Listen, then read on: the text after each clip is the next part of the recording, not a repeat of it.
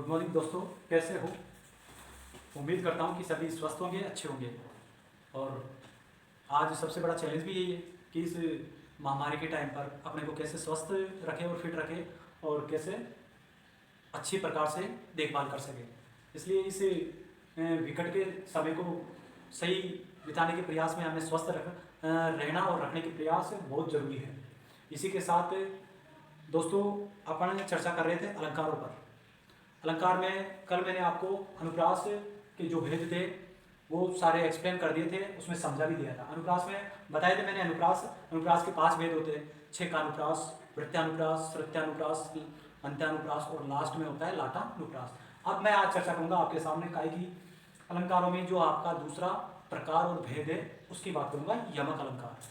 देखो यहाँ पर यमक को समझना, अगर यमक की अर्थ की बात करूं तो यमक का अर्थ ही क्या होता है? दो। यमक का अर्थ ही क्या होता है? दो। तो इससे परिभाषा बन जाएगी दोस्तों। देखो, यमक का मतलब दो होता है। इट मीन्स ये तो है कि 2 बार तो आएंगे, लेकिन 2 बार नहीं, 2 बार से अधिक बार भी आ सकते हैं, लेकिन उनका अर्थ क्या होगा? भिन्न भिन्न होगा या अलग अलग होगा। तो देखो, 2 से आपकी क्या ये परिभाषा निर्मित हो गई।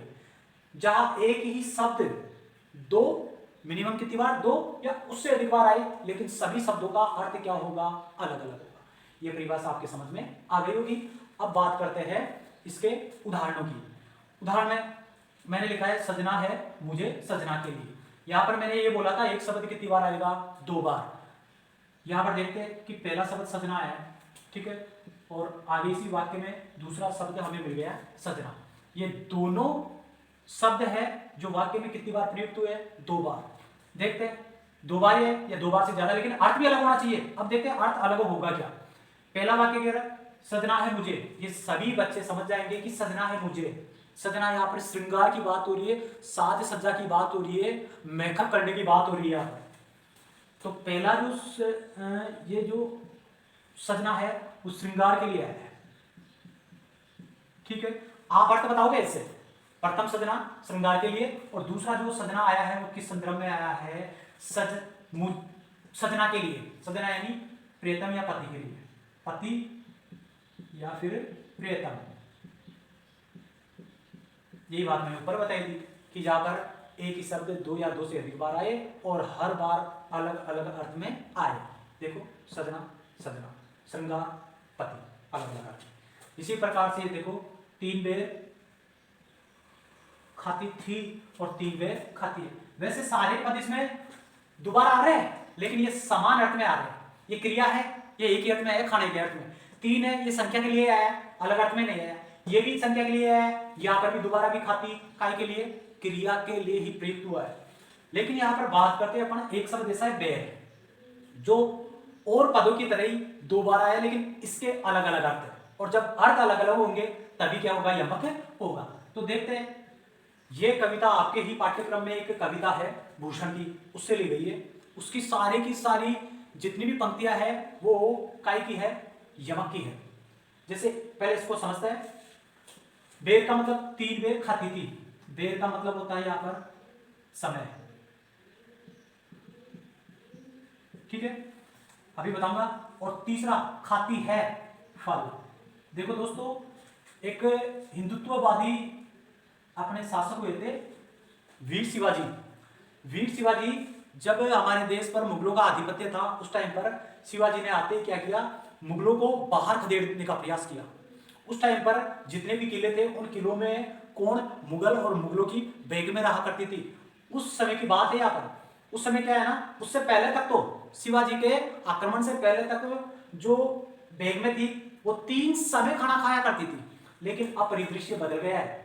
अब जब बेग में हालत खराब होने के बाद जंगलों में भाग गई है, तो वो खाने के भोजन की तलाश में बोर यानी फलों को खा करके अपनी आजीविका चला रही है। इसी के अलावा इसकी पंक्तियां है कि ऊंचे घोर मंदिर में रहने वाली ऊंचे घोर मंदिर में रहती है। पहले मंदिर का प्रयोग हुआ है काय के लिए? महल के लिए। पहले शिवाजी से पहले वो काय में रहा करती थी? महलों में, यानी मंदिर, ठीक है। नीचे जो मंदिर आया वो काय के लिए आएगा? फिर उनके आक्रमण के बाद, किनके? शिवाजी के आक्रमण के बाद फिर वो जान बचाने के लिए मंदिरों में यानी गुफाओं में छिप करके रहने लगती है। इसी की एक पंक्ति और है कि हाँ, नग्न जड़ाती थी, नग्न जड़ाती है। नग्न यानी नगीनों से जड़े हुए वो क्या पहना करती थी? आभूषण। शिवाजी के पहले मुगलों की स्त्रियां। फिर बाद में शिवाजी ने जैसे ही आक्रमण किया तो भाई साहब आभूषण तो छोड़ो, नग्न यानी तन पर अच्छे कपड़े भी नहीं थे, अर्ध नग्न अवस्था में वो घूमा करती थी। तो ये एग्जाम्पल आपके समझ में आ गए होंगे। इसी के साथ में तीसरे की बात करूं तो तीसरे में भी देखो ये धरा एक बार आ गया और धरा दूसरी बार आ गया। अगर एक ही अर्थ में तो नहीं होगा, यहाँ पर यहाँ अर्थ अलग होना चाहिए। और पहला धरा का मतलब इस धरा का, यही धरा मतलब पृथ्वी का, ठीक है, ये पृथ्वी के संदर्भ में आया है। और धरा रह जाएगा यानी शेष रह जाएगा, शेष रह जाएगा, इस धरती पे रह जाएगा। तो ये भी क्या हो जाएगा, यहाँ पर यमक का उदाहरण हो जाएगा। अब इधर देखो, यहाँ पर एक नई चीज आपको देखनी है जो मैं आपको यहां बताऊं। ये पर्दे की इज्जत, यहां पर पर्दा, ठीक है, और ये पर्दा मैंने यहां से फिर से निकाल लिया तोड़ करके। ये पर्दे की इज्जत, मैंने ये बोला एक ही साथ दो या दो से अधिक बार। एक बार तो पर्दा स्वतंत्र रूप से आ गया, दूसरी बार जो पर्दा आया है वो मैंने काय से भंग किया है, भंग किया है मैंने किसको? परदेसी शब्द को तोड़ने के बाद पर्दा ले लिया मैंने। तो ये दो शब्द हो गए, दोनों काय के अलग अलग अर्थ में। ये पहला जो पर्दा आया है वो काय के लिए आवरण, आंचल, और ये फिर परदेसी को भंग करके तोड़ करके मैंने जो पर्दा लिया है वो, ये पूरा शब्द किसका? विदेशी का। समझ में आ गई होगी, ठीक है। अब इसको तोड़ा है ना, तोड़ करके मैंने शब्द लिया है पर्दे। इस कारण तोड़ने के कारण, भंग करने के कारण ये कौन सा हो जाएगा? कौन सा हो जाएगा? सभंग, सभंग यमक। और जहां पर बिना तोड़े स्वतंत्र रूप से दो शब्द अलग अलग आ रहे हैं या दो से ज्यादा अलग अलग शब्द आ रहे हैं बिना तोड़े, वो क्या हो जाएंगे? अभंग। ये सारे के सारे ऊपर लिखित क्या है? अभंग।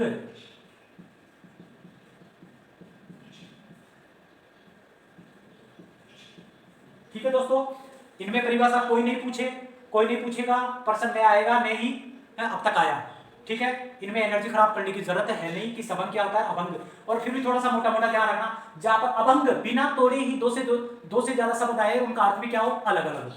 यहां पर सबंग यानी तोड़ करके। जब किसी शब्द को तोड़ने से हमें दो या दो से अधिक शब्द प्राप्त होंगे और उनका अर्थ भी क्या लेंगे? अलग अलग। जैसे मैंने यहाँ पर पहला पर्दा स्वतंत्र रूप से आ गया, दूसरे पर्दे को प्राप्त करने के लिए मैंने क्या किया था? परदेशी को भंग किया था इस संदर्भ में। ऐसे ये देखो, कुमोदिनी, मानस, मोदिनी, महा। इसमें भी देखो एक मोदिनी यहां पर मिल गया अपने को, और एक मोदिनी मैंने कुमोदिनी को तोड़ करके ग्रहण किया है भाई। तो तोड़ेंगे तो उसे क्या बोलेंगे? सबंग। तो यहां पर कौन सा हो जाएगा? सबंग यमक हो जाएगा। अर्थ क्या कहता है? कुमोदिनी का मतलब होता है चांदनी। चांदनी है मानसरोवर के तट पर प्रसन्नता, महान यानी अत्यधिक प्रसन्नता दे रही है। तो पहला जो मोदिनी है वो चांदनी के लिए आ जाएगा। तोड़ने के बाद प्राप्त किया, कुकोला कर दिया, मैंने मोदिनी निकाल लिया है, क्योंकि एक शब्द यहाँ पे तोड़ के सबंग, तो सबंग हो जाएगा, और दूसरा पहले स्वतंत्र रूप से, तो इसका अर्थ भी अलग होना चाहिए। कुमोदिनी का मतलब यहाँ पे ये मोदिनी आया किस संदर्भ में आया? चांदनी के लिए। ये जो दूसरे वाला मोदिनी आया है वो प्रसन्नता के लिए। अब देखो इसको, यानी चांदनी मानसरोवर के तट पर प्रसन्नता देती है, महान, अत्यधिक। ठीक है, आगे समझ में। आगे चलते हैं। ये एक वाक्य लिखा है मैंने, बहुत ही चर्चित और प्रसिद्ध है। सारंग ले सारंग चली करी, सारंग ले सारंग चली, सारंग पुगो आए, सारंग सारंग में धरी, सारंग सारंग माए। दोस्तों घबराना नहीं है, बहुत सारे सारंग आपको मिल गए यहाँ पर इसमें एग्जाम्पल के तौर पर, लेकिन इनका भी अपन क्या करेंगे? ट्रीटमेंट करेंगे, इलाज करेंगे। कैसे? एक कहानी, एक शॉर्ट और लघु कथा सुनाता हूं मैं, उससे सारे सारंग जितने भी शब्द आए ना, उनका अलग अलग अर्थ आप बताने में सक्षम हो जाओगे। एक बार क्या होती है कि एक महिला होती है जो अपने साथ एक घड़ा लेकर के जाती है, जिसको आप मटका बोलते हो। ठीक है, जैसे वो आगे जाती है तो क्या बादल मिल जाते हैं, और बादलों से क्या होने लगती है? वर्षा। ठीक है, बरसात जैसे ही होने लगती है तो सामने एक तालाब होता है, तालाब में से उसको मटका भरना होता है। तो चारों तरफ देखती है, देखने के बाद भाई कोई नहीं है, तो बोले कपड़े भीगने से बचे। उसने क्या किया? अपने कपड़े उतारे, कपड़े उतार करके मटके में डाले और मटके को उल्टा रख दिया। रखने के बाद खुद का भी उतर गई तालाब में। इस प्रकार से बरसात जब थम जाती है, रुक जाती है, तो तालाब से वो युवती महिला बाहर निकलती है, निकल करके अपने कपड़ों को क्या करती है, पहनती है और आराम से घर की ओर मटका लेकर के चली जाती है। ये कहानी मैंने जो सुनाई है सिर्फ और सिर्फ इसका संदर्भ यही रहेगा, इसका संबंध यही रहेगा कि ये सारंग जो शब्द है उनको अपन व्यवस्थित क्रम में किस प्रकार से रखें। ठीक है, मनगढ़ंत कहानी है, दिल से कोई नहीं ले, इसको सिर्फ समझने के लिहाज से मैंने ये डेवलप किया है। देखो अब कहानी पे आते हैं दोस्तों। तो कहानी में मैंने क्या लिया था, एक सारंग तो ये आ गया, सारंग ले सारंग चली, चलती कौन है, स्त्री, तो ये चली एक स्त्री के लिए है, ये याद करो स्त्री बताया था मैंने, क्या लेकर जा रही थी, घड़ा। ठीक है, और सारंग को आए, सामने से कौन आ गया था, बादल। इजी हो गया। ठीक है, सारंग सारंग माय धरी, सारंग यानी सारंग माय धरी, सारंग यानी क्या हो जाएगा, स्त्री, सॉरी घड़ा।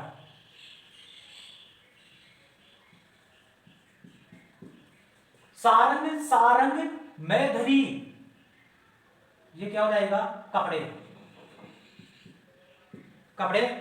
और सारंग सारंग माय, स्त्री,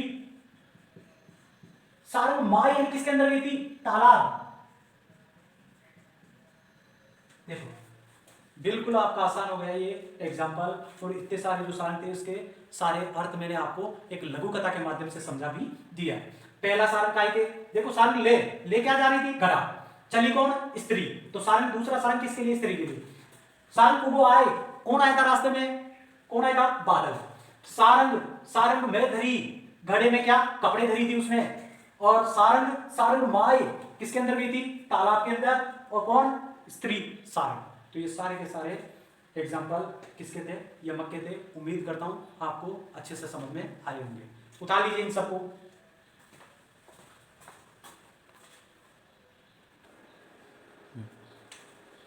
तो देखिए दोस्तों, अब आगे चर्चा करते हैं। अपने सामने चर्चा के लिए है अलंकार का तीसरा टाइप है श्लेष। ठीक है, श्लेष पे चर्चा करने से पहले इसके स्ट्रक्चर और इसके बनावट को देखते हैं। श्लेष का अर्थ क्या होता है, चिपका हुआ। क्या होता है, चिपका हुआ। बस इससे अब आपको क्या बना देनी है, परिभाषा। परिभाषा क्या, एक शब्द उसके क्या अनेक अर्थ क्या होंगे, चिपके हुए होंगे। तो परिभाषा क्या बनी, जहां पर एक ही शब्द के अनेक अर्थ निकलते हैं या चिपके होते हैं, वहां पर क्या होता है, श्लेष अलंकार होता है। कोई दिक्कत नहीं होनी चाहिए। और भी शॉर्ट करना चाहे, शब्द एक अर्थ अनेक, ये ध्यान रखना। ठीक है, ये परिभाषा मैंने आपको यहाँ पे बता दी है। शब्द एक अर्थ अनेक। देखते हैं, शब्द एक बार अर्थ अनेक निकलेंगे वहां पर शब्द के। देखो, मांगन को देख पट देख बार बार, यहाँ पर श्लिष्ट जो पद है या शब्द है, पद ही बोलेंगे यहाँ पर। मांगन को देख पट देख बार बार। अब आपको ये डिफाइन करना है कि कैसे है। एक शब्द है तो अर्थ कितने के, दो आ रहे, तीन आ रहे, वो अर्थ बताने हैं, तभी आपका ये उत्तर क्या होगा, ठीक होगा। अगर अर्थ नहीं बताओगे तो आपको नंबर भी नहीं मिलेंगे और आपका उत्तर भी ठीक माना नहीं जाएगा। देखो, पट, यहां पर पट के दो अर्थ निकल रहे हैं। पहला, मांगने वाले को देख करके जो दयालु व्यक्ति होता है वो तो वस्त्र देते हैं, कपड़ा, कपड़े, पहला कपड़े के लिए। और जो कंजूस व्यक्ति होता है, दूसरा अर्थ मैंने क्या नहीं कहा, जो कंजूस व्यक्ति होते हैं वो पट, दरवाजा बंद कर देते हैं। दोस्तों क्या हो गया, दरवाजा। पहला कपड़े या कपड़ा या वस्त्र, और दूसरा अर्थ क्या निकला, दरवाजा। शब्द एक था, अर्थ कितने, दो। आगे इसी संदर्भ में आगे बात करूं, बलिहारी नृप की गुण बिन बूंद ना देत। ध्यान से समझना इस वाक्य को और इस एग्जाम्पल को। न्योछावरतम किसके ऊपर, एक तो नृप यानी राजा के ऊपर और एक कुएं के ऊपर। क्यों भाई, कवि क्यों कह रहा है कि राजा और कुएं के ऊपर न्योछावर होता हूं, बलिदान होता हूं, क्यों, क्योंकि दोनों की एक विशेषता है, कोई गुण के बिना बूंद भी नहीं देते। देख लेते हैं, अब ये एक शब्द डाल दिया इसने कवि ने, गुण है, समझना, दो अर्थ हो जाएंगे इससे। और इसके दो अर्थ कौन कौन से है, एक अर्थ तो क्या है, गुण यानी ज्ञान, लक्षण है लक्षण, और दूसरा अर्थ क्या हो जाएगा, रस्सा। ठीक है, अब देखो दो अर्थ हो जाएंगे इस पंक्ति के पूरे, कि बलिहारी राजा पे बलिहारी जाता हूं, क्यों, क्योंकि राजा है ना कि जिसमें ज्ञान नहीं है, ज्ञान के बिना उसको क्या नहीं देता, बूंद भी नहीं देता, एक कोडी भी नहीं देता। दूसरा अर्थ क्या कह रहा है, कुएं की भी ऐसी विशेषता है कुछ, कुआं क्या कह रहा है कि कुआं भी है ना कि गुण, यानी यहाँ पर कुएं के संदर्भ में क्या आ जाएगा, रस्सा। जो कुआं है उस कुएं के लिए गुण का अर्थ यहाँ पर क्या आया है, रस्सा। यानी अब ये कह सकता हूं कि कुआं भी है ना रस्से के बिना क्या नहीं देता, एक छाट भी नहीं देता, एक बूंद भी नहीं देता। आप देख लो, जब भी आप पानी निकालोगे बाल्टी से या किसी भी साधन से, उसके लिए काय की आवश्यकता पड़ती है, रस्से की। तो देखा आपने गुण, पहला गुण जो काय के लिए है, अभी इसको ऐसे उपयुक्त तो रहेगा ये, इसको एक बार दोस्तों मैं ऐसे कर लेता हूँ, अच्छे से समझने में थोड़ी सी सावधानी हो जाएगी और सहूलियत हो जाएगी। ठीक है, इसको अपन ऐसे समझेंगे। ठीक है, ये जो गुण आया है राजा के लिए, तो किस काय के अर्थ में है, ज्ञान है। ठीक है, ये जो गुण आया है वो गुण किसके लिए, कूप के लिए, वो किसके अर्थ में है, रस्सा। किसके अर्थ में है दोस्तों, रस्सा। आ गया होगा समझ में। नृप के लिए गुण ज्ञान और कूप के लिए गुण किसके अर्थ में है, रस्से के अर्थ में। ठीक है, पानी गए उबरे मोती मानस चून, सभी जानते हो। इसमें श्लिष्ट जो पद है वो पानी है। ठीक है, इस पानी का अगर अपन अर्थ लेंगे किसके अर्थ के लिए, मोती के लिए, तो किसके रूप में आएगा, चमक। क्योंकि मोती में पानी से क्या होती है, चमक। इसी प्रकार से अपन पानी का अर्थ लेंगे किसके लिए, मनुष्य के लिए। कहते हैं ना उसका तो पानी उतर गया, यानी इज्जत। मनुष्य के लिए पानी का अर्थ क्या लेंगे, इज्जत, लज्जा। ठीक है, इसी प्रकार से पानी का जो तीसरा अर्थ ग्रहण करेंगे ना अपने मित्रों, वो तीसरा अर्थ ग्रहण करेंगे किसके संदर्भ में, चून के संदर्भ में। चून यानी आटा, और आटे में काय की जरूरत पड़ती है, जल की। तो ये देखो, देखा आपने, पानी श्लिष्ट शब्द है, यानी इसमें श्लेष यानी चिपका हुआ अर्थ है कितने, तीन। पानी का चमक मोती के लिए, पानी का अर्थ मनुष्य के लिए इज्जत के लिए, पानी का अर्थ चून के लिए, काय के लिए आएगा, जल के लिए। इसी प्रकार से एक नीचे एग्जाम्पल फिर मैंने लिख रखा है घनश्याम जीवन दो। अब यहां पर भी ये घनश्याम है, इसके दो अर्थ आ रहे हैं। कैसे, देखो, एक तो गया घन यानी बादल, और श्याम यानी काले, तो काले बादल आ गया। ठीक है, एक अर्थ तो काले बादल। ठीक है, और इसी घनश्याम का दूसरा अर्थ क्या होगा, देखो, घनश्याम के दो अर्थ है, हे काले बादलों जीवन यानी क्या, पानी दो, क्योंकि पानी से क्या होता है, जीवन। इसके भी दो अर्थ हो जाएंगे। तो काले बादलों के संदर्भ में तो ये क्या, इधर क्या आ जाएगा फिर, जीवन, पानी या जल। ठीक है, इधर देखो, अब दूसरा घनश्याम किसको कहते हैं, श्री कृष्ण को। दूसरा अर्थ क्या आ गया, श्री कृष्ण। ठीक है मित्रों, घनश्याम के दो अर्थ लिए, काले बादल, और दूसरा क्या, श्री कृष्ण। इसी प्रकार से जीवन के भी दो अर्थ निकलेंगे, एक तो क्या, पानी, वो किसके लिए, काले बादलों के लिए, और श्री कृष्ण के लिए क्या आ जाएगा, प्राण या जीवन, एक ही बात है। ठीक है, ये भी आपके समझ में आ गया होगा। इसी प्रकार से देखो, ये जो नेक्स्ट एग्जांपल है इसमें देखो, चिरजीवो जोरी जुरे क्यों ना स्नेहो गंभीर, को गठिए वर्षवानुजा वाह हल्द के भीर।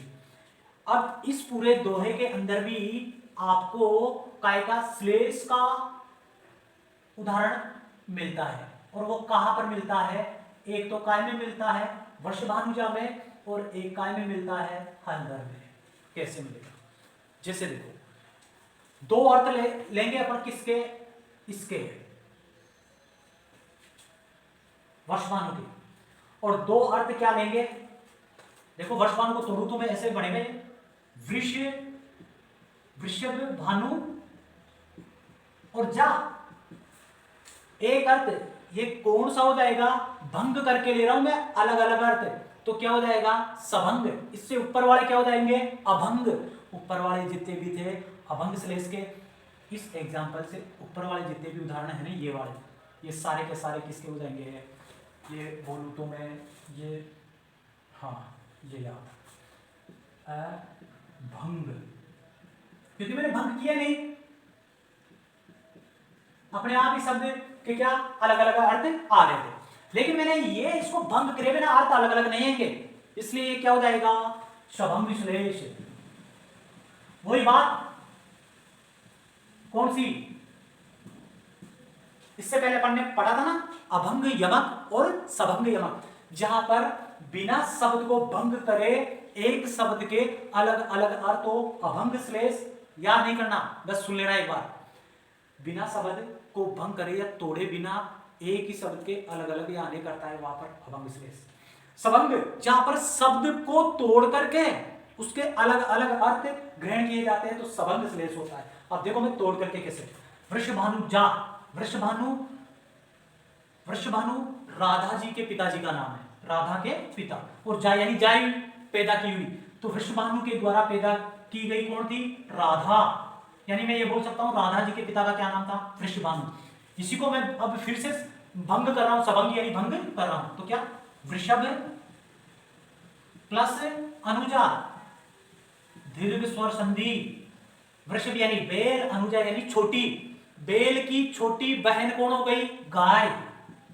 ये तो इसके दो अर्थ निकले, पहला तो काय के लिए, राधा जी के लिए भंग करने पर, तोड़ने पर, और दूसरा क्या अर्थ निकला, गाय। ठीक है, ये आप एक्सप्लेन करोगे आगे, देखते हैं हलधर के वीर, इसमें भी अपने को क्या करेंगे, दो अर्थ ग्रहण करना पड़ेगा इसमें भी, कैसे, देखो हलधर, हल को कौन धारण करता है, हल को धारण करते हैं भगवान बलराम, और बलराम के वीर, वीर यानी भाई होता है, पंजाबी लोग भाई को वीर जी कहते हैं, इसीलिए यहां पर देखो हलधर, हलधर यानी बलराम, बलराम के वीर जी यानी भाई कौन है, श्री कृष्ण। तो पहला अर्थ क्या लेंगे, श्री कृष्ण, पहला अर्थ क्या रहेगा, श्री कृष्ण। और हलधर, हल को अब धारण कौन करता है, हल को धारण कौन करता है, बैल, दूसरा अर्थ क्या रहेगा, बैल, क्योंकि हल से ही जुताई की जाती है, काय में, खेतों में, किसके ऊपर धारण करके, बैल के ऊपर धारण करके। इसी प्रकार से देखो आगे नेक्स्ट जो अंतिम एग्जांपल है, इसमें भी देखो, ये एक विनती है जो बिहारी जी कर रहे हैं कवि, किससे, राधा जी से, मेरी सांसारिक बाधाओं का हरण करो राधा जी, चतुर राधा जी, जातन की झाई पड़े आपके तन यानी शरीर की छाया पड़ने मात्र से शाम, इसमें श्लेष हो जाएगा, इसमें भी हो जाएगा, शाम आपके शरीर की छाया मात्र पड़ने से, शाम, शाम यानी काला रंग, एक अर्थ तो ये क्या कह रहा है, आपके शरीर की छाया मात्र पड़ने से काला रंग भी क्या हो जाता है।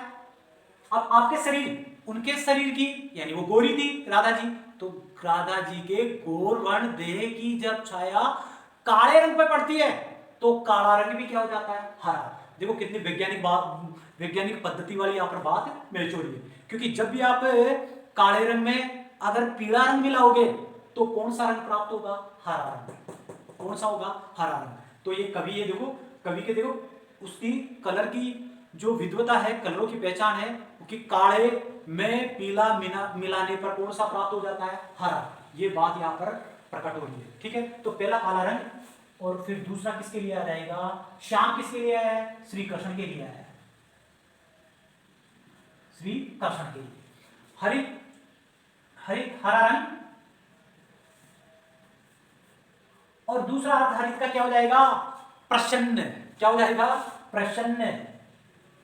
ये मित्रों आपको मैंने अच्छे से समझा दिए सारे के सारे एग्जाम्पल। दोबारा देखो इसको, क्या कह रहा है कि मेरी सांसारिक बाधाओं का हरण करो चतुर राधा जी, क्योंकि आपके शरीर की पीली, यानी जब कोई गोर वर्ण है, गोर देह वाला है, गोरा रंग है, तो आपका जो गोरा रंग है काले रंग पे पड़ता है तो वो क्या हो जाता है, हरा। ठीक है, इसी प्रकार से दूसरा अर्थ में क्या लूंगा कि राधा जी मेरे सांसारिक जो क्लेश है, बाधा है, उनका हरण करो, उनको दूर करो।